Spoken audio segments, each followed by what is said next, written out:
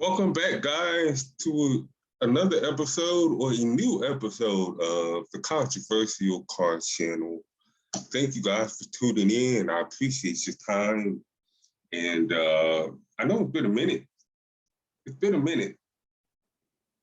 So thank you, for tuning in. I wanted to go ahead and make another episode of a controversial, Mr. Controversial Hobby Pick. And I got to do this. I got to do this. But however, this time I will only be doing two sports rather than the customary three, because I feel that right now, free agency, NFL free agency just ended, and teams have already constructed their rosters. So we have an idea of what teams are going to do going into the season. And, I wanted to talk about football. The second sport, baseball, finally kicked off. There was a little strike for about a month. And, we're now in the end of May, and things are in full swing with baseball. So I wanted to go ahead and drop my hobby pick for baseball. I will not be doing basketball, mainly because the basketball season's over. Free agency hasn't started yet. However, we are in the conference final for basketball.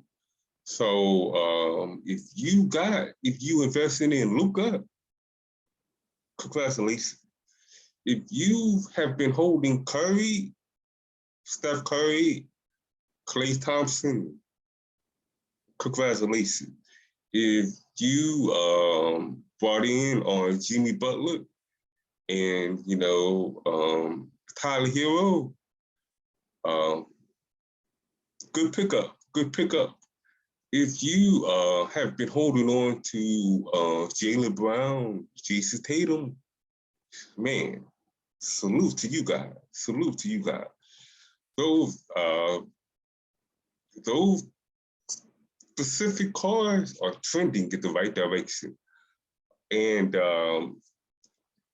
let's go ahead and get into the pick, football. However, I want to share something with you guys. I have a little project going on, and I decided to pick this up. It's a Peyton Manning rookie, CSG 9.5 slab. And the reason I wanted to pick this up was because I wanted to test a theory out on how a grading company grades their card. And this has been a hot topic at the hobby for some time. Some people feel that grading companies are trying to control population count.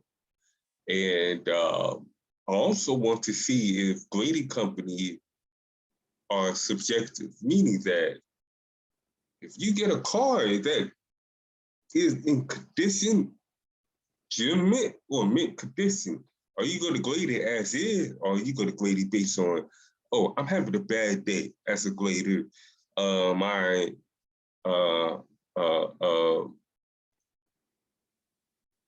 Whatever they caused you to have a bad day, you got a bad phone call, whatever. And you're grading a card based off of your emotion. So I want to see that. So I'm a BGS guy. You guys know I'm a BGS guy. I collect BGS slab. I buy BGS slab. I sell PSA slab. But for the most part, I collect it by BGS. Nothing against PSA. We all have our preferences, and there's no animosity. If you're a PSA guy, I got love for you. We all got love for each other in the hobby. If you're a CSG guy, I'm gonna say something about CGS. Am I saying that right? CSG. The slabs look beautiful. The slabs look better in person I like the fade. I like how it reflects in the sunlight. So, but I want to go ahead and test, do a what do you call it, a project or experiment. I want to go ahead and do this experiment. Now, when I get my BGS submission back, I will go ahead and link this video to that video for my submission review, and we'll see how they grade it. Looking forward to seeing how that's gonna go. But that Peyton Manning, go ahead and check it out. It's a gold medallion Peyton Manning. It is semi-rare. It is one in every 9 boxes or one in every 10 boxes. So it's semi-rare. There is a masterpiece medallion that's one per case. I haven't seen it. So we'll see how that comes out. Now, moving forward to the hobby pick. Now, get your pen and paper, boys and girls. Get your pen and paper. We're gonna break this down. Hobby pick number 1, Saquon Barkley. Now, this is a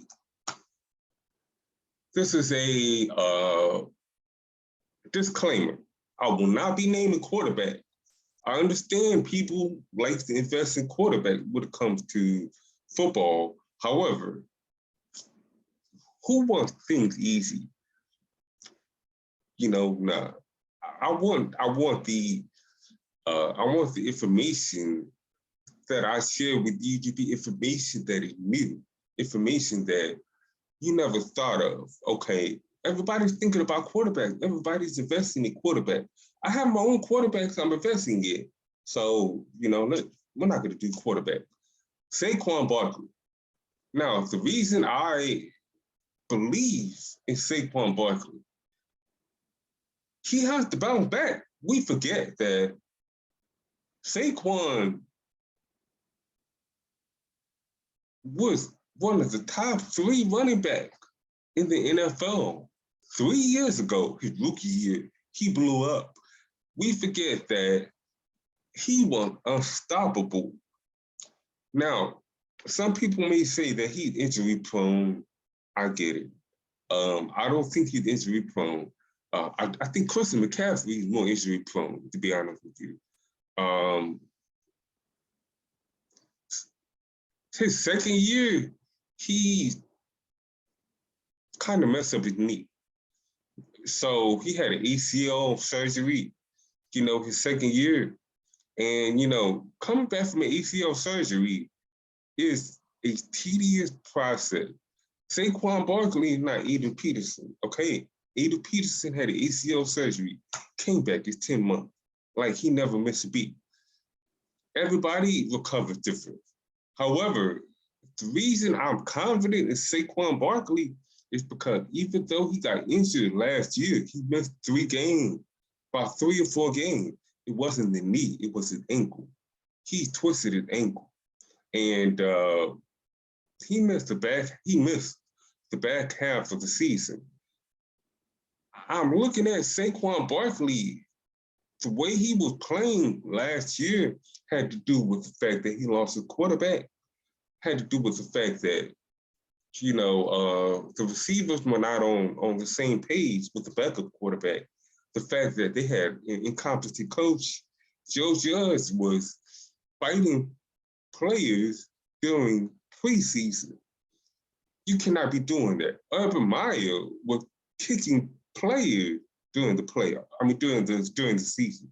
You cannot be doing that. And number 4, the defense was stacking the box. So he was just trying to stay healthy, trying to get through the regular season. If you tear your ACL, yeah, you're going to take it easy. You're going to, you're not going to go all out full speed. You want your body to get comfortable taking the hits. You want your body to get comfortable being put in difficult or unorthodox position when you get a tackle. You want to get used to that. It's mental. So the fact that he got through that season mentally without his knee causing any problem, I think he'll be ready to go this season. Saquon Barkley is the equivalent.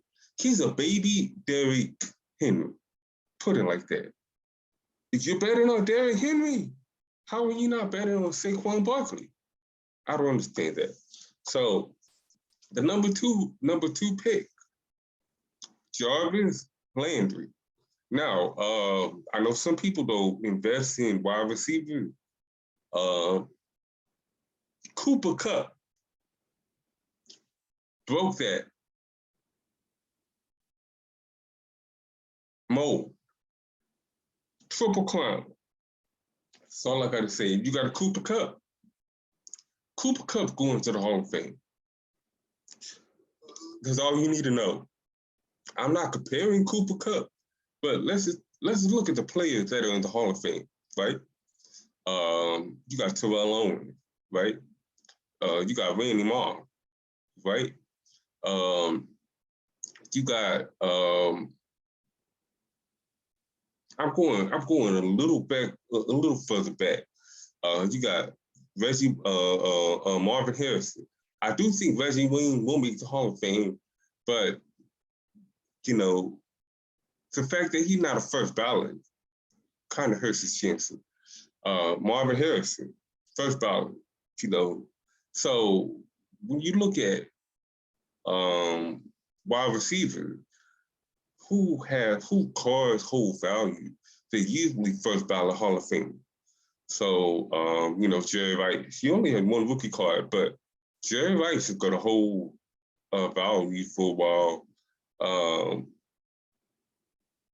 So, you know, I do think that Jarvis Landry is motivated because Cleveland wouldn't re-sign him after seeing Odell Beckham win in LA and finding out that the problem was actually Baker Mayfield and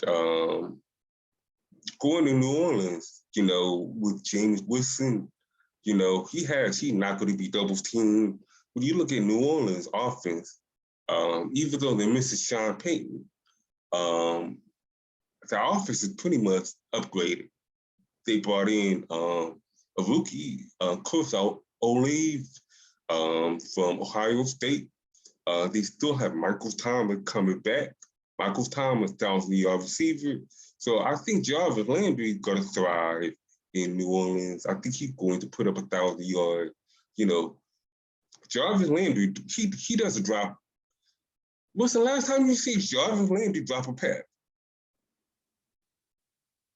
You know, so I would invest in Jarvis Landry. If you have DeAndre Hopkins, rookie, and you know Arizona makes it back to the playoff, and Hopkins falls out, his rookies are going to his cars are going to be on fire. Not just the rookies, but the cars will be on fire. So Jarvis Landry. Number 3, Myles Garrett. Yes, I went defense. Myles Garrett is very underrated. After what we saw Aaron Donald do in the Super Bowl, you cannot tell me that Cleveland is not only a Super Bowl contender. Cleveland kept the only thing Cleveland's changed when it comes to the team was they upgraded. Jarvis Landry for Antonio Brown. I mean, not Antonio Brown. Jarvis Landry for what's his name? From the Cowboys.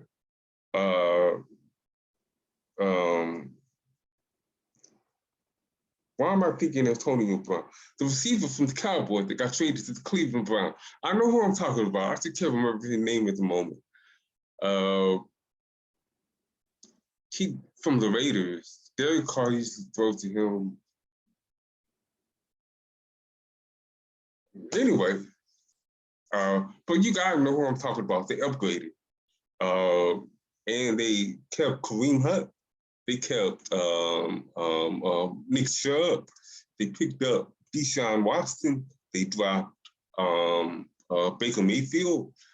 So the defense is not going to be asked to do a whole lot. Denzel Ward got to be feeling good. He's the highest paid corner in the NFL right now, and you know, I think that they did upgrade. I can't recall who they signed, but they upgraded their linebacking corps. So I do believe that Jadeveon Clowney will re-sign back with Cleveland.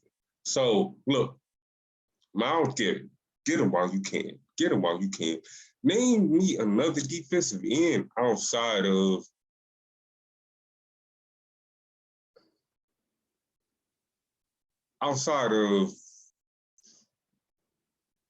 Joey Bosa. To me, is a linebacker.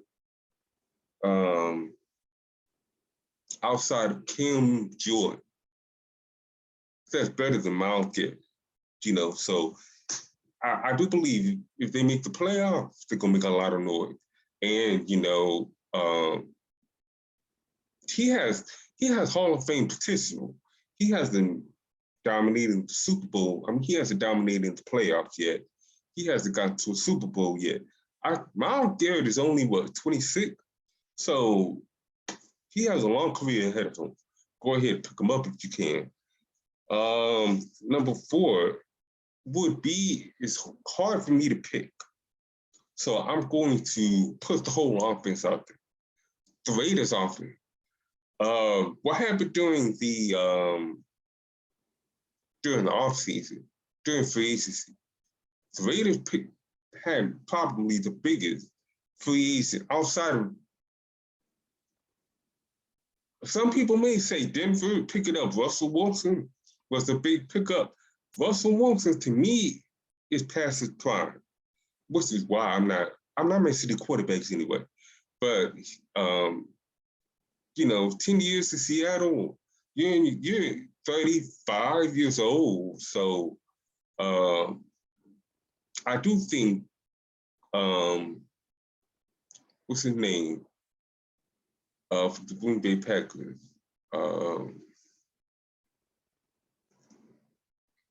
Not Jarvis Landry.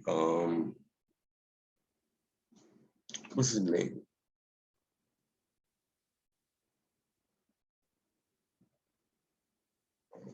Give me a second, guys. I need to get the names right.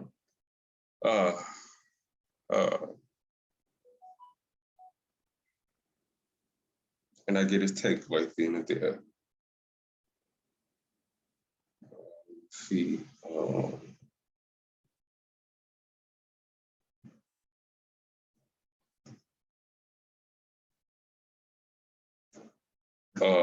From the Green Bay Packers, Davante Adams. I'm sorry, guys. Davante Adams, I think is a bigger pickup than Russell Wilson. Now, Davante Adams, the reason I put the whole offense on there is because I don't know how teams are going to. The AFC West is stacked. The defense is stacked in the AFC West. Denver now has a defense. The Chargers, J.C. Jackson picked up J.C. Jackson. The Chargers improved in defense. The Chiefs, I wouldn't count the Chiefs out. I wouldn't count Andy Reid out.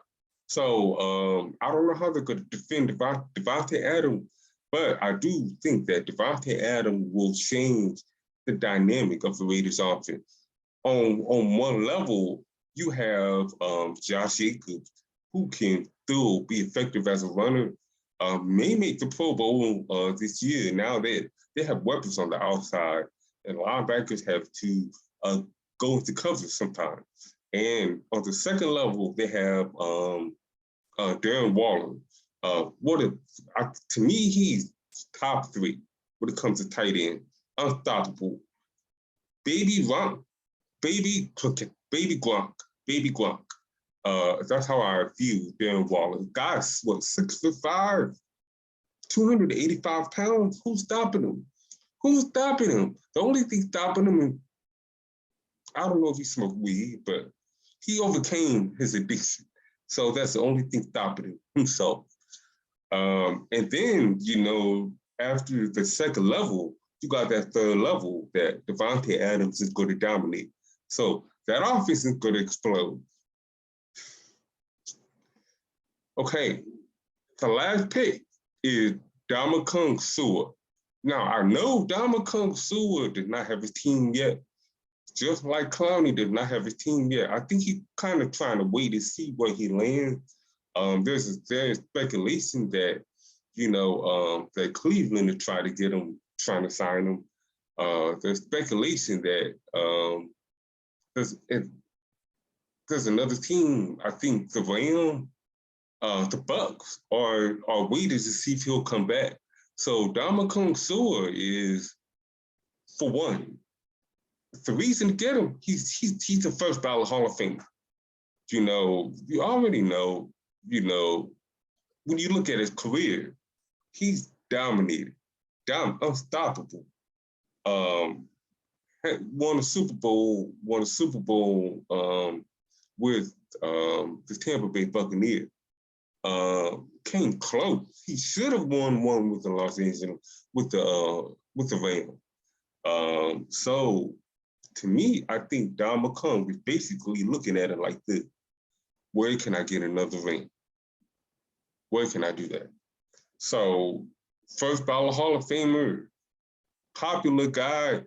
Some people love him. Some people hate him. What can I say? Some people love Brett Favre. Some people hate Brett Favre. What can I say? So Ndamukong Suh, I think, will be a solid pickup before he gets inducted into the Hall of Fame. Believe me, he's the first ballot Hall of Fame. How many defensive tackles do you see go on first ballot? It's very rare. Aaron Donald, lock, first ballot Hall of Fame. That's all I'm saying. Now, we're going to get into the next category, which is baseball. Now, bear with me. I'm a little shaky on baseball. I did miss a few picks on baseball. Ryan Zimmerman retired. I thought he would try to go, try to solidify his Hall of Fame credential. He did try. He retired at the beginning of the season. He went through training camp. He went through, I guess his body didn't agree with him. So, however, the Nationals did pick up a guy I should have. I had a feeling, Nick, I can't pronounce his last name, Castellanos. I had a feeling. I just didn't say his name, but he's balling right now. Number one, Gavin Lux. When you look at the Dodgers, they're a loaded team. Mookie Betts, Trey Turner, the pitching loaded. Clay Kershaw. I think Gavin Lux is Freddie Freeman. I think Gavin Lux is very, very underrated as a second baseman because shortstop is a more popular position. Third base is the second most popular infield position. Then you got, between third and first. I think Gavin Lux is probably the best second baseman in baseball. Very underrated because he's on a loaded team. But when the Dodgers gets to the playoff, we're gonna see how good he is.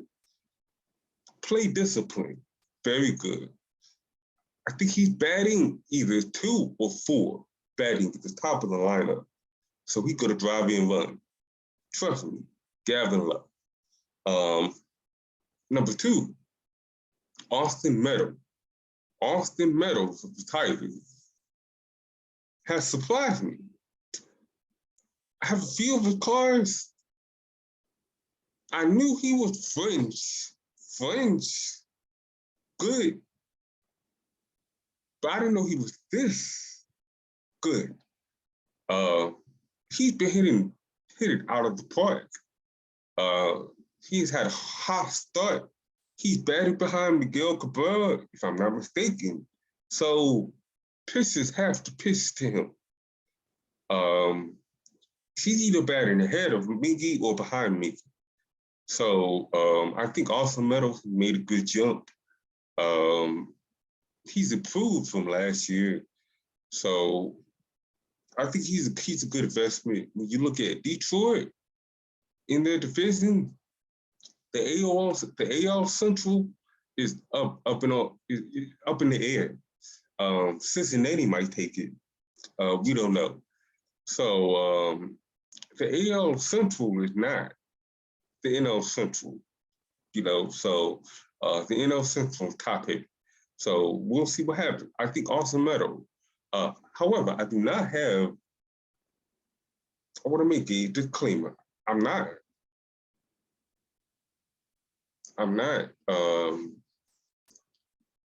My hobby picked though the Clue prospect. I did consider some prospect when I'm thinking about the Detroit lineup. Spencer Torkelson, I like that guy, but when it comes to prospect, it's such a risky pick that I don't want to advise anybody on where to put their money unless a player has played at least 3 years in the majors. You kind of know what you're getting. With prospects, these prospects coming out are definitely guys with a lot of potential. So, do your due diligence. Feel free to let me know in the comments if you like some prospect. The third pick, Jose Ramirez. This is not a surprise. Jose Ramirez was, I think he came in second in the MVP voting last year in AL. Jose Ramirez is the poor man of Salvador Perez. Guy can mash. He can mash. Only downside is we're not going to see him at the playoff, and he plays for the Cleveland Guardian, formerly the Cleveland Indian, but he plays for the Guardian. And I think they have a ways to go before they become a playoff team. But if you could get hold of Jose Ramirez right now, everybody's trying to get in on Ronald Acuna Jr. People are trying to get in on Fernando Tatis. So nobody's paying attention to Jose Ramirez. Go get him.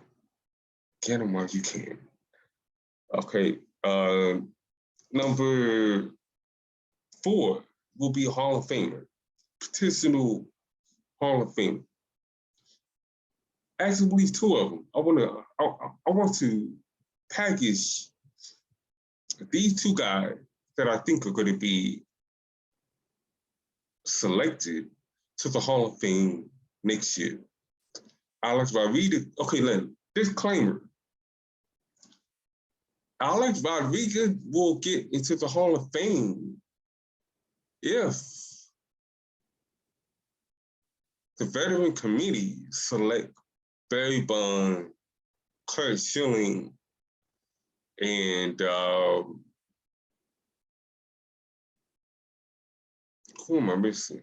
And Roger Clemens into the Hall. Which I don't know if it's going to happen, but it was the shocker that Barry Bonds didn't make the Hall. So if in December, in 5-6 months from now, if the veteran committee decides to let Barry Bonds into the Hall of Fame, then we probably will see Alex Rodriguez follow suit. It's only fair. We let David Ortiz goes in first ballot. if David Ortiz got in, but that's a speculation for a different channel, not for this channel. So the second guy, I do think that you guys should go look at is Jimmy Rollins. Jimmy Rollins should make the Hall of Fame next year. He is the best shortstop of the early 2000s. Jimmy Rollins is in that class with, I'm going to say the 80s. Yeah, the 80s, early 90s. We had Cal Ripken Jr. and we had Ozzie Smith. Right, they made it. Then the late 90s, early 2000s, we had Derek Jeter and Jimmy Rollins. Jimmy Rollins is underrated in the fact that he played the Jeter's shadow. The Yankees were the evil empire. The Yankees were winning all the World Series. The Phillies had a loaded team with Jimmy Rollins. It's just that they underachieved so much. They had Ryan Howard, Shea Utley, Cole Hamel. The Phillies had a loaded team with Jimmy Rollins. And if I'm not mistaken, Jimmy Rollins won an MVP. So if you win an MVP at that position, you should be a Hall of Fame. But anyway, those are my picks. You guys want to go ahead and do your research, look into them. You're welcome to debate. All right. In closing, you guys know how I feel about base cards. So I want to share a base card with you guys. This base card is a base card of the Black Mamba, Kobe. Now, the reason I like this base card is because, okay, yeah, that's what happened when I messed with when I checked the oil on my car, when I messed with the engine, my nails are black. But anyway, we can always clean them. Kobe. Now, the reason I like this base card is because it's a very rare base card. I like the dunking. I like the picture. When it comes to base cards, it's about the photo. It's about the artwork. It's about the action in it. They have value. They're not as valuable as RPAs, no. But like I keep saying, all cards in the hobby hold value. It's how we view it. That's what it is. But this base card is rare because one, it's a set. Comes from a limited edition set. Panini printed in 2012, 2013. Number two, Kobe had very few base cards of him in a powder blue uniform. You're not going to find many cards of Kobe in a powder blue uniform. So this is a throwback, powder blue uniform. And if I'm not mistaken, there are only 3 cards of Kobe in a powder blue uniform. About 3 or 4 out of that humongous number of cards that Kobe had. It's only 3 or 4 of them. So go ahead and see if you can find this. It's extremely rare. And it's a number 8. A number 8 before he switched to 24. Wow. Base cards tell you it's a history. It's a history book. It tells you a lot about the history of the sport, the history of the player, the milestone, maybe there's a base card of Scottie Pippen dunking on Patrick Ewing. When Jordan retired, it became the most iconic. To me, it's the most iconic Scottie Pippen card there is because nobody dunked on Ewing, and not only did he dunk on Ewing, he walked all over Ewing. It's the same card. You have a base card of Allen Iverson walking over Tyronn Lue. That's how iconic that Scottie Pippen card is, or it should be. So when we share that base card with you guys, you can find it. Go ahead and find it. I'm going to collect a little bit more. So I may have all of them. All right. Thank you for tuning in. If you like the content, feel free to subscribe to my channel. I appreciate it. Give it a like. I appreciate the likes. The likes will let me know that you like the content and how I'm doing things. If you would like to see additional or different material, please let me know in the comments. I'll do what I can to provide you with good content. So until then, the controversial hobby pick. Until then, guys, keep God first and be blessed. Peace.